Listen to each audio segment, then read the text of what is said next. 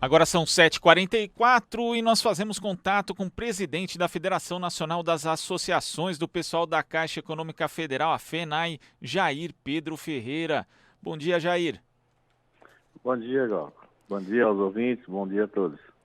Jair, o governo do Jair Bolsonaro deve fechar a contratação do Banco de Investimento dos Estados Unidos, Morgan Stanley, para dar início ao processo de privatização da Caixa Econômica Federal, a partir do seu braço de seguros, a Caixa Seguridade. Essa foi uma notícia que começou a circular nesta semana. Como é que você vê essa notícia, Jair? Olha, primeiro é um pouco a linha do governo, né, de vender tudo que pode, né? Então, para nós, que somos funcionários da Caixa, isso é uma notícia preocupante para nós, embora estão vendendo aí o chamado braço de seguros, né, a parte que trabalha com seguros dentro da Caixa, que é a chamada Caixa Seguridade, né? Mas o próprio presidente da Caixa tem dito aí nas entrevistas de que vai vender tudo que puder, vai vender loterias, vai tirar, né, loterias do domínio da Caixa Pública, isso está na Caixa desde os anos 60, na época do Jânio Quadros, que centralizou isso tudo na Caixa.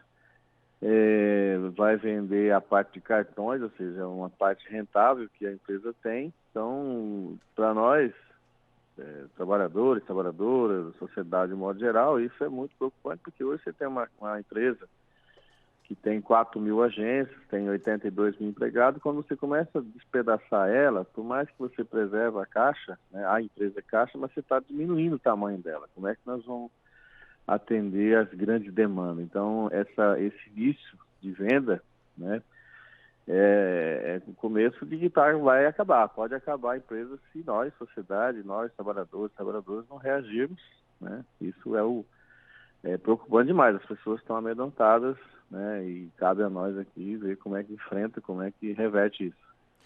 Agora, esse processo todo, já é chamado de desinvestimento, né? Ele ganhou mais força no ano passado, mas também ele já vem desde o governo Temer. Quais foram os principais atos ali que estão decretando essa tentativa de enfraquecimento da Caixa Econômica Federal? Olha, na verdade, desde o período do impeachment da presidenta Dilma, né, que o governo vem atacando aquilo que a sociedade construiu ao longo do tempo, né? Atacou os direitos dos trabalhadores, atacaram a Previdência, né, a reforma da Previdência, a aposentadoria. No caso específico da Caixa, isso acelerou mais recente, né, principalmente em 2019, porque eles não conseguiram fazer as mudanças que eles queriam fazer lá atrás, transformar a Caixa numa SA, né? Tudo isso era expectativa deles, não conseguiram, né? A gente resistiu bastante. E já em 2019, o próprio governo, né, já vendeu ativos da Caixa, né? Porque o banco tem ativos, né? Tem sua carteira e ele faz empréstimo, recebe empréstimo e faz novos empréstimos, né? Esse é o funcionamento de um banco. Então, a Caixa tinha nos seus ativos, né, como um investimento que ela fez para se garantir, para você ter patrimônio de sustentação, ações da Petrobras, você tinha ações do IRB, você tinha participação em empresa como todos os bancos têm, né? E o que o atual governo já fez? O que a atual direção da Caixa fez? Eles já venderam, né, 15 bilhões, né, de ativos que a Caixa tem. Isso significa o quê? Que você tira, Glauco, a capacidade do banco de fazer novos empréstimos, né? Isso é igual à história dos chamados IHCD, que é aqueles instrumentos de híbridos de dívida e de crédito e dívida, que o acionista faz o aporte como um tipo de empréstimo sem vencimento para permitir que você que você alavanque sua carteira de crédito. No nosso caso, por exemplo, você alavancou materiais de construção, principalmente as pessoas que mais precisam, né, do financiamento com juros mais barato. E é isso que eu acho que é papel do Estado, é papel dessas empresas públicas. A Caixa vai fazer 159 anos agora, dia 12.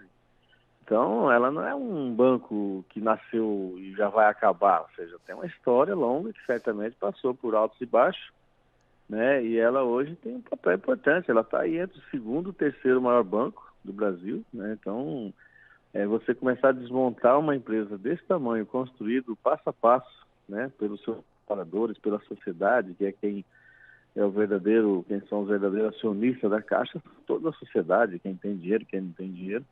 Então, acho que isso é preocupante, porque você começa a diminuir ela de tamanho, né? A Caixa hoje está presente praticamente ela tem agência em mais de 800 cidades, ela está presente em todos os municípios do país, através dos seus representantes, através dos correspondentes bancários, através da rede lotérica, através dos convênios. Então você atende, né, a população, e especialmente naqueles locais onde os bancos privados não irão, né? Os bancos privados vai concentrar onde tem dinheiro. Como nós estamos num país muito desigual, então você tem região do país, né, que os recursos não são concentrados lá. Então quem faz esse papel, mas são brasileiros que precisam ter a proteção, precisam ter as oportunidades também que as pessoas que moram em regiões mais desenvolvidas, mais ricas, têm, né? E eu acho que isso é um pouco o papel dos bancos públicos fazer, né? E quando você começa, então você trabalha num local que tem renda, que ganha dinheiro, ao mesmo tempo você mantém a agência em locais que ela, às vezes dá prejuízo, se você for analisar a agência, né, do seu próprio custo e sua própria receita. Então isso é papel. Então há preocupação muito grande, principalmente quem precisa do financiamento. A Caixa hoje, 90% do financiamento Minha Casa Minha Vida são feitos pela Caixa. Então, quem é que compra Minha Casa Minha Vida? As pessoas que têm renda menor. Porque quem tem dinheiro, Glauco, sempre vai ter alternativas, certo? Então, quem tem renda aí de 20, 30 mil por mês, sempre vai ter um banco privado, sempre vai ter um financiamento para ele. Agora, quem ganha R$1.000, R$2.000, quem é que vai fazer esse financiamento? A Caixa, né? Então, se você pegar hoje Minha Casa Minha Vida, que já construiu 4 milhões de casas aí nos últimos anos, né? Já beneficiou aí 15, 12 milhões de famílias, 5 milhões de famílias, isso, quando você tira a Caixa dessa capacidade, não tem outro instrumento que vai fazer. Então, as pessoas que moram naqueles locais mais afastados, que têm uma renda menor, ele praticamente vai ficar sem o financiamento da casa própria. Ele poderá ficar sem um banco que ajuda a distribuir o Bolsa Família, né, nos locais desse país, sem o FIES, enfim, sobre tudo aquilo que a Caixa faz, financiamento com juros mais barato, empréstimo com juros mais barato, tudo isso você está perdendo. E ainda tem o FGTS, né? Eu lembro que o FGTS foi centralizado na Caixa em 91, e de lá para cá os trabalhadores sabem onde estão os recursos deles, né? Sabe quando a empresa está sonegando, então tudo isso está sob ameaça, né? Então a parte que dá dinheiro sempre vai ter alguém querendo pegar. Agora o problema do Brasil é a desigualdade, é a pobreza, e você tira a Caixa da jogada, você está dando um tiro no pé, né? Para 70% dos brasileiros que carece, precisa, né? Tem o direito, né, de ter esse instrumento de financiamento, de criação de renda, de criação de emprego, que é o que o Brasil precisa.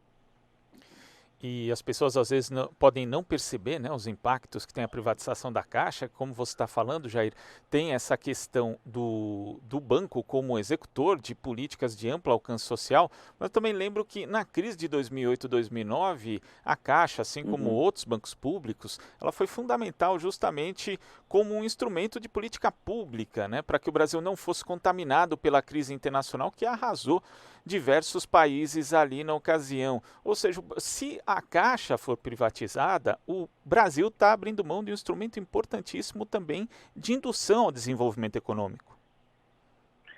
É verdade, Cláudio, você lembrou bem. Eu lembro que na época, acho que era o presidente Lula, se não me engano, era o presidente da República, e ele fez o que? Olha, no lugar de tudo que os bancos privados fizeram, como ameaça de você ter uma crise, você recolhe os recursos, certo? Você tenta proteger os seus recursos.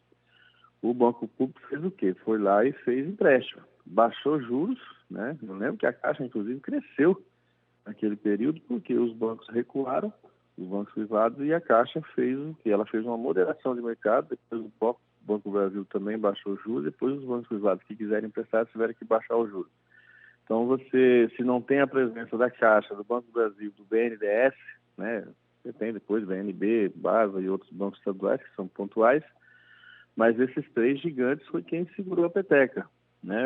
Que acho que é papel, né, Glauco, da sociedade brasileira paga imposto. Então, elas são os acionistas desses bancos. Então, esses bancos não podem viver do lucro pelo lucro, né? Ou seja, ele dá lucro, que é o caso do Caixa, do Brasil, do BNDES, mas ele precisa também ter esse lado da visão social, né? Então, se você pega a Caixa, tem diversas operações na Caixa que, se você for botar na ponta do lápis, ela tem mais custo do que benefício para a própria Caixa. Mas a Caixa é do Estado, então quem está tendo benefício é a população, né? Quem é que vai entregar o cartão nesses locais distantes, né? Pessoas que às vezes andam 30, 40, 50 quilômetros para pegar o cartão do Bolsa Família. Quem é que está por trás dessa estrutura? É a Caixa, é um banco público. Então, nessa crise que você se referiu, você lembra que a gente teve, na sequência, você não teve crise de desemprego, né? Eu lembro que nos anos 2011, 2012, 2013, né, 2014, você tinha quase que o pleno emprego, né? Eu lembro que a Caixa, nesse período, abria 500 agências por ano. A Caixa dobrou de tamanho de 2004, 2003 para 2014. Por quê? Porque fez essa política de aproximação da população, né? E a população carece e precisa desse instrumento. Então, não só em um banco que age também com ferramenta que o sistema financeiro tem, com indústria, com financiamento de prazo, com infraestrutura, mas também tem esse olhar que você pode abrir mão da sua rentabilidade financeira, que é o que vive os bancos, né, para favorecer a população. Então, é isso que foi feito e nós passamos pela crise de 2008 com bem menos confusões do que outros países. Isso graças à postura e à posição que o governo teve, mas principalmente pela capacidade de fomentação, de investimento que os bancos públicos tiveram. Porque o setor privado não investe porque vai proteger o capital, né? E os bancos públicos, além de proteger o seu capital, ainda permitiu manter os empregos, né, o financiamento para a indústria, porque nós precisamos criar emprego, né, Glauco? Ou seja, você tem uma quantidade de gente muito grande desempregada, alguém fala em 14 milhões, você tem mais 30 milhões de pessoas subempregadas ou desalentadas, né, como eles falam. Como é que nós vamos fazer? Nós somos um país de 210 milhões de habitantes, nós não podemos passando fome, passando necessidade, então quem é que vai fazer essa engrenagem girar? Sem a presença dos bancos públicos, dificulta muito mais você sair da crise. Eu acho que a Caixa tem um papel importante nisso, por isso nós vamos brigar bastante para que ela não saia, né, desse seu papel importante. Ela vai completar agora, dia 12, 159 anos de existência, né? Nós vamos estar aí com os sindicatos, com todo mundo fazendo mobilização para mobilizar a sociedade e convencer o governo, o ministro da Fazenda, de que eles estão dando um tiro no pé, né? Você vai empobrecer o país, você vai ajudar a tirar ferramentas, no lugar de melhorar a vida das pessoas, você vai piorar. Então é isso que será aí a nossa linha de atuação e garantir que a Caixa, né, um banco importante para a sociedade brasileira, continue aí fazendo o seu papel no Brasil todo. Tá certo, Jair. Muito obrigado pela sua participação e até a próxima. Opa, obrigado bom dia a todos vocês e obrigado pela oportunidade, Carol. Muito bom dia. Conversamos aqui com o presidente da FENAI, Jair Pedro Ferreira.